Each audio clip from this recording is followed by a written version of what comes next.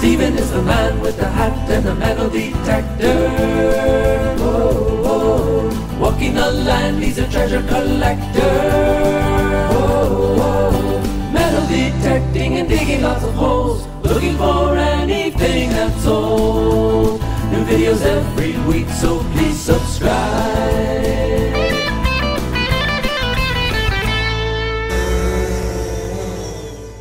When I saw this, the very first person that came to mind was Michael, also known as Nugget Noggin. So I'm going to turn this into a finger ring for him. I'm going to do that now. And then I'm going to make a coin ring. I've already spoken to Michael and he's agreed. He would like to receive them. He'd also like to see how this is done, because I don't think he's seen this before, turning trash into something to be loved again by somebody else. So let's get on with the first one. Right, so there's the little apostle on the end there, look, and the bowl.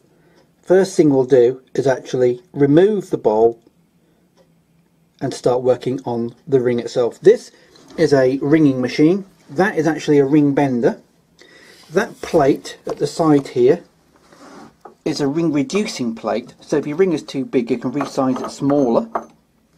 And at the top here, this is a mandrel with 6 splines on, and when you pull that forward with a ring on it, it expands, so that's a ring stretcher. But the bit we're using today is purely this piece to be able to bend that into a ring shape. So let's get on with that.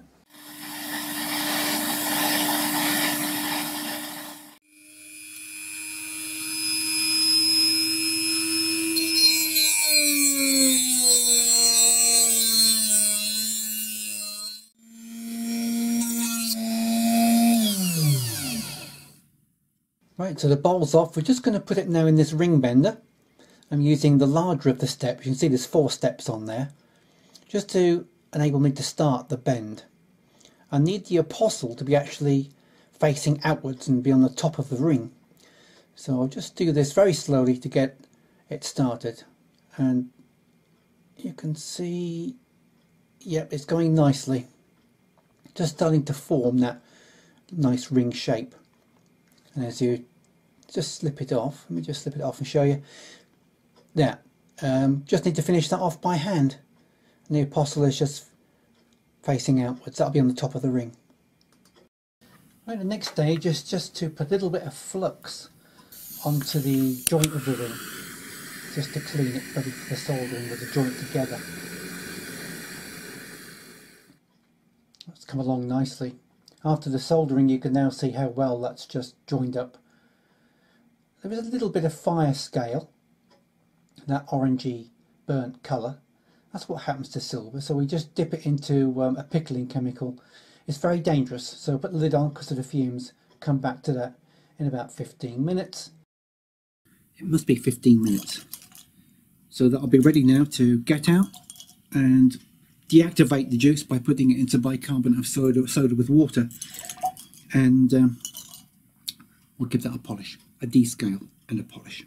Right, so just now going to give it its final touch, which is really just a polish. If you've got a little tip like this, polishing tip for a Dremel or something like that, it makes really good shines with this polish, and it's great for cleaning your coins with too. In fact, I've got a video on cleaning coins. I'll put that link in the description so you can have a look.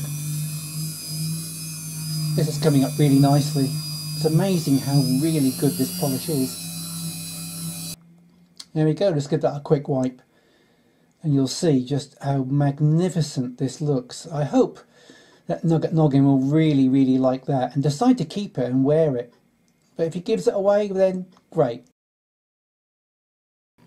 Now after that little apostle spoon, which is quite unusual, doesn't come up very often, I thought now I'd make him a coin ring. Now the choices are the monarch we currently have, Queen Elizabeth, because I mean she's 91, that'll be a little commemorative thing to have on his finger, or maybe Edward VII, which is Victoria's son. Edward VII is a little tiny 50% silver, 6pence. It would make a very small pinky ring, or maybe another ring as well for, I think, a lady. But 2 shillings, I think, and I've already cut the hole in that one, just might be more suitable, because I found both of these. So I'd like to make him something that I found rather than that postle spoon which was donated to me. Now, I've already cut, as I said, cut a hole dead centre, millimetre perfect on there.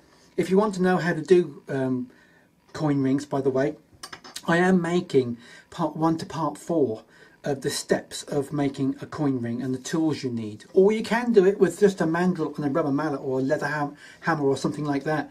But just check my videos and you'll see how to do that. I think I'm perhaps going to do the 2 shillings and send that to him.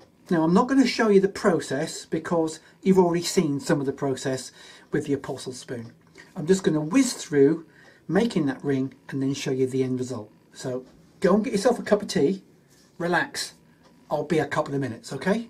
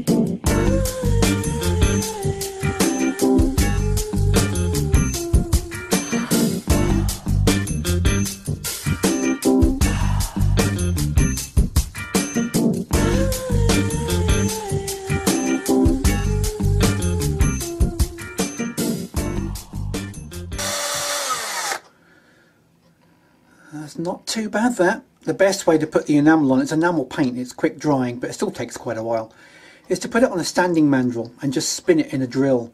It makes sure that it all is even.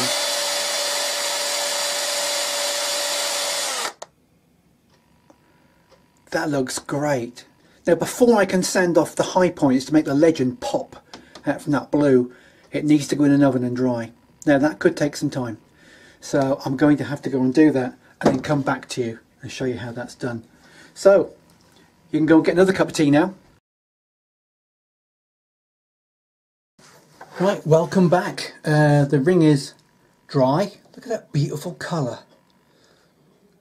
Now it's ready now just to sand off the highlights so that the legend just pops through that blue. I'll also be taking the blue colour off both edges there.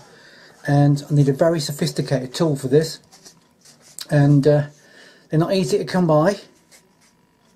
They're those nail files. It's got 7 different variations of sandpaper grit on there, even a polish. But I'm going to use number 5 and number 6 just to take some off the edge. Now, let me just put my specs on again, and I'll just show you what it looks like. Make sure I've got the right one. It's quite a laborious job. On some rings with lots and lots of detail, it can take quite a long time. But it shouldn't take too long for this because the metallic enamel that I'm using, it dries in a few moments. Well, we're talking about 2 to 8 hours depending on temperature. So I'm hoping that when I've got this just about how I want it, by the time it reaches Michael in the US, it would have dried and hardened. Right, that's a rough finish. You can just see on there that, let's see if the camera will focus in, there we go. You can just see there that it's just beginning to show that. Beautiful, isn't it? And just to think, that was dug up 1962, I think it is. That was dug up after being in the ground for decades. It was in a really awful condition when I found this, and I'm pretty happy with the way that's turning out. So I'm going to get on now and finish the whole thing, and then I need to give it a coat of lacquer, and that's when I'll show you again, just before I post it off to Michael. Right, Mr. Nugget Noggin, we're almost there.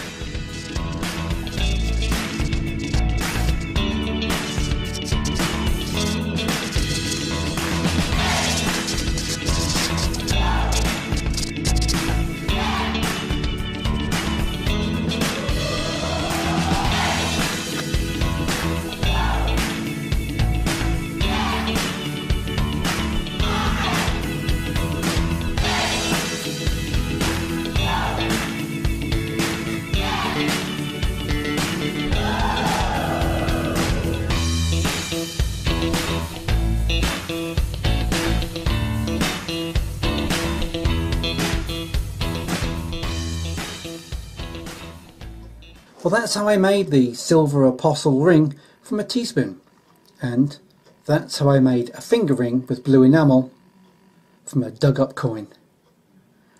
That's just got lacquer on at the moment, and when it's dry I'm going to post it off to you, Michael, and just let me know when you get it. Acknowledge that you've received it so I know it's there safely, and I'll catch you later. If you enjoyed anything about the video at all, please put a thumbs up and comment. If you'd like a ring making for you, contact me. Most importantly, if you haven't subscribed yet, please consider doing so. I've got lots more stuff like this and loads of giveaways too. A ring a month. So I'll catch you later. Thanks for being with me. Walking the land, he's a treasure collector. Metal detecting and digging lots of holes, looking for anything that's old. New videos every week, so please subscribe. See you later.